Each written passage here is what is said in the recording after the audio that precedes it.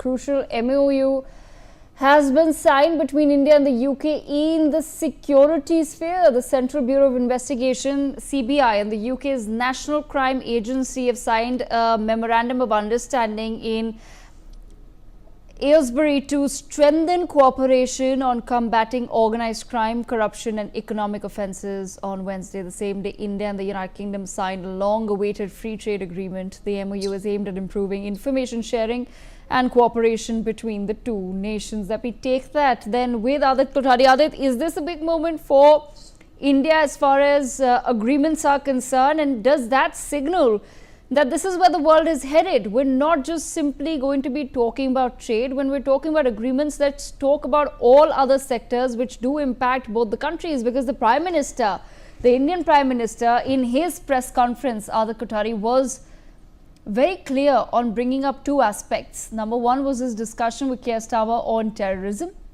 And secondly, he did talk about extremist forces. So he didn't, of course, go as far as talking about Khalistan. He never has as state policy, but he did talk about extremist forces. And number three was cooperation on economic offenders. So is that a signal to the rest of the world as well, that this is where we're headed? You want to trade with us, but it has to go hand in hand with all the other sectors.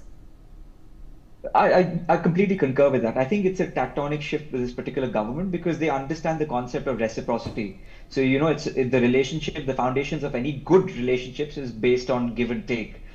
So long, our foreign policies has predominantly relied on give, but take absolutely nothing. Whether you look at agreements with Canada, with the United States, with any of the Quad nations, it's always been give. But the take aspect of it is something which we've really, really struggled on. From that perspective, I think that FTA and, what Dr. Kohli was just mentioning about the fugitives, all of those financial offenders and, people who have other cases pending in India, who are currently, seeking asylum in Britain and Canada, they need to face the full brunt of the law. And Khalistanis for long have been using this particular backdoor entry of the UK asylum system to aid and abet sort of terrorist activities in India.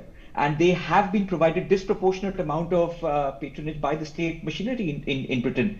We will all recall the 2023 showdown at the Indian High Commission in London, where these Khalistanis stormed and they basically desecrated the Indian flag, vandalized the property, and the British authorities were basically flouting the Vienna Conventions, where they couldn't even provide basic elementary security apparatus to the Indian High Commission, which they are bound to by the Vienna Conventions. So all of those kind of things now need to come into the public domain. It needs to become part of our discourse that, we here at Chanakya Puri in Delhi are providing you with so much access to security services. But, you at Strand also need to sort of reciprocate and ensure that, security is provided to our Indian High Commissions and our diplomatic buildings and people.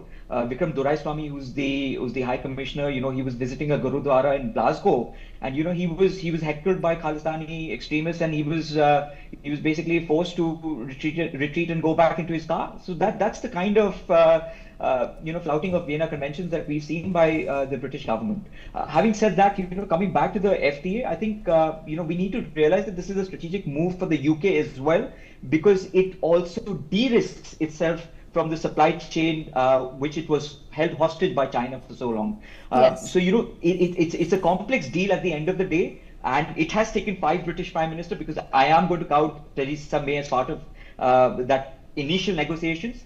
And, where it was basically stuck was with the Conservative government, because they were forced by their electorate compulsions with regards to visa, easing the visa regulations and visa norms, allowing more Indians into the UK workforce market, and also ensuring that the security contributions made by the short-term Indian visa holders, people who come on ICT visas and work for Mahindra Tech and TCS, etc., and they were basically paying into the social security contributions, that has now stopped. So they did not want to sort of forego that particular aspect, which in 10 months of this Keir Starmer government, they've been easily able to navigate and mitigate that particular aspect.